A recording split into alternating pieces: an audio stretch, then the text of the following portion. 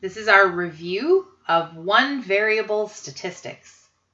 So our question here says, for the following data, and we have 160, 123, 205, 98, 145, and 123. Anytime you're trying to calculate any type of variable statistic calculation, so mean, median, mode, any of those things, it's a good idea to do what part A is asking, which is to write our numbers from lowest to highest. So my lowest number is 98. And then we have 123. And there's another 123. Then 145. 160. And finally 205. I always like to just count 1, 2, 3, 4, 5, 6. 1, 2, 3, 4, 5, 6. All of the numbers are accounted for. Okay, so minimum. It says state the minimum. The minimum is the lowest number, which in this case is 98.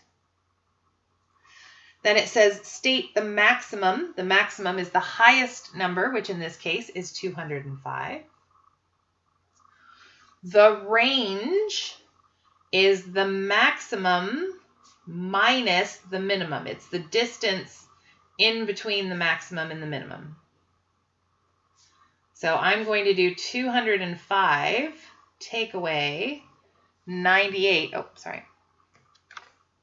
So 205 take away 98 is 107. So our range is 107.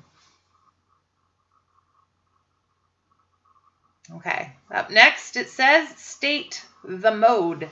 The mode is the most frequent. So I would look to see if I have any numbers that are being repeated, and I do. I have the 123s. If I had more than one number that was being repeated, the mode is the one that repeats the most, and it is possible to have more than one mode. It is also possible to have no mode if all of the numbers show up the same number of times. But in this case, the 123s, there are more of those than anything else. So 123 is our mode. All right, F says calculate the median. The median is the number in the middle. So I would like to find the middle of these numbers. So sometimes you can just see where the middle is. Otherwise, I would recommend counting. So I have 1, 2, 3, 4, 5, 6 numbers. So I would take 6 and divide that by 2. So 6 divided by 2 is 3. So I'm going to count 3 numbers in from the left and 3 numbers in from the right. And whatever is in between those is our median. And you'll notice there isn't a number in between. So I have to figure out what number is in between 123 and 145. So what I would do for this one is I would add those two numbers together. So I'm going to say here that my median is 123, plus 145, and then divided by 2. So we're just trying to find the halfway point between those two numbers. So 123 plus 145 is 268. And then if I divide that by 2, I get 134. So this here, the median is 134. Okay. Part G says calculate the mean. So the mean is average. All we do is we add up all the numbers and we divide it by the number of numbers. So for this one, instead of writing out all the addition, I'm just going to add them up because I don't have a lot of space. So I'm going to do 98 plus 123 plus 123 plus 145 plus 160 plus 205. And I got 854. And there are a grand total of 6 numbers. Now I often will just double check my adding by going back to the original list and then just adding those together just to verify that I've done it correctly and that I wrote down all the numbers correctly. And I got that 854 again, so I feel good about that. All right, so 854 divided by 6 is 142.33333333. So I would like to round that to 2 decimal places. That would be 142.33. But I do take a look at the next number. If the next number is a 0, 1, 2, 3, or 4, that means that we're closer to 142.33. If the next number is a 5, 6, 7, 8, or 9, we're actually closer to the next number up, which is 142.34. So since this next number is a 3, we stay at 142.33.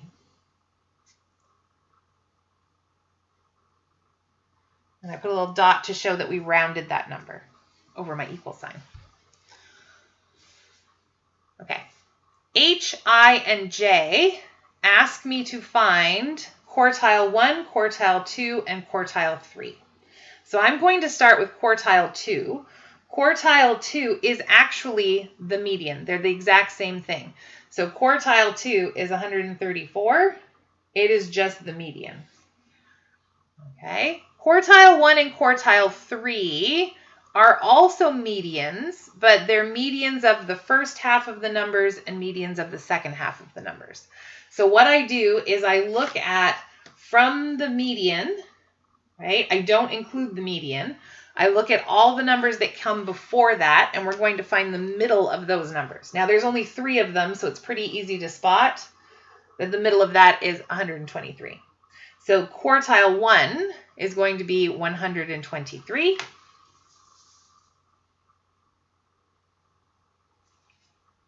And then quartile 2, we do the exact same thing, except we use the other side. So not using the median, we look at all the numbers after that. There are only 3 of them, so it's easy to spot the middle. The middle would be 160. So quartile 3 is 160. Okay, for K, it is asking me to create a box and whisker plot. And in order to do that, it would really help to have a ruler. Just looking for mine.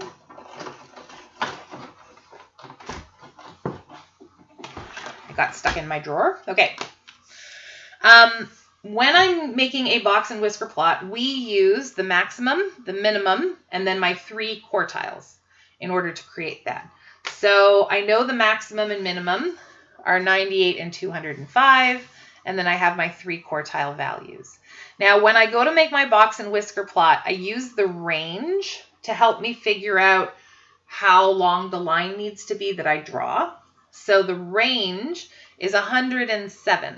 So somehow, when I draw my number line that we're going to create the box and whisker plot on, I need to be able to accommodate 107 numbers. Well, I can't draw a line that is 107 centimeters long. That's not going to happen.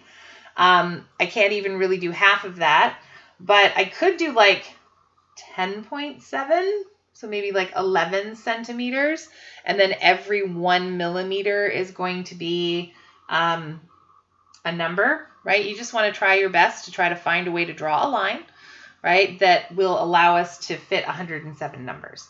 So I want to draw my number line lower because I have to put the box and whisker plot on top. And because I can't do 107, I could do like 10.7. So I'm going to try 11 because that's pretty close to 10.7. I'm going to mark on at least the full centimeters to start. I'm not going to mark on every millimeter. That just isn't going to happen. And because I divided 107 by 10, I'd have to go by tens, like 10, 20, 30, 40, 50, 60, 70, 80, 90, 100, 110, 120, right, would fit in that 107. But we're not starting at 107. We're starting it says our minimum is 98. So I could start the very first one at 98. 98 is pretty close to 100. But 100 would be bigger, so I need to go a little smaller. So I might go 90 because I'm going by tens. So I'm going to do 90, 100, 110, 120, 130, 140, 150, 160, 170, 180, 190, 200. So because I started a little lower at 90, I didn't quite get up to 205, so I think I need to add 1 more centimeter.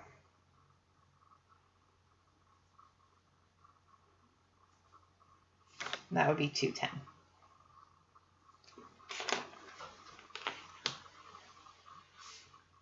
Okay, what are we graphing? I don't know. If they were marks, then I would write like marks or grades or height or whatever the question was about, but they were just numbers, so I can't really add anything there. And now I need to draw on all of the information that it gave me. Now, I like to, trying to see if I have a pencil here that'll work. I like to put in a little pencil line kind of as a guide to help me when I'm drawing everything, and then I erase it later. You might not even be able to see it, but I'll be able to see it. Okay, so I need minimum of 98. 98 is going to be close to 100. And then my maximum is 205, which should be halfway between 200 and 210.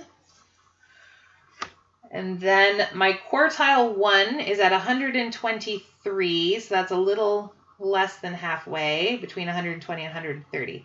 And we do a longer line there.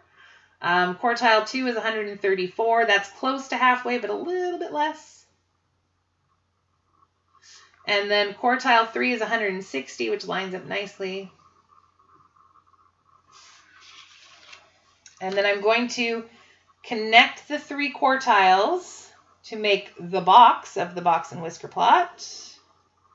And then I connect the maximum and the minimum to get the whiskers of the box and whisker plot.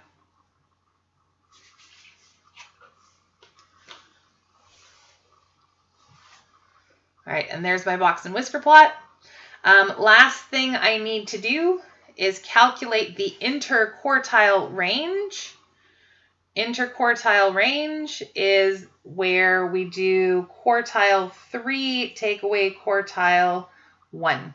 Right? So interquartile range, we often write IQR for short, is quartile 3, which is, I'm going to actually write that, quartile 3, take away quartile 1, which is 160, take away 123, and 160 take away 123 is 37. So our interquartile range, or the length of the box, is 137. All right, that's it for our review of one variable statistics.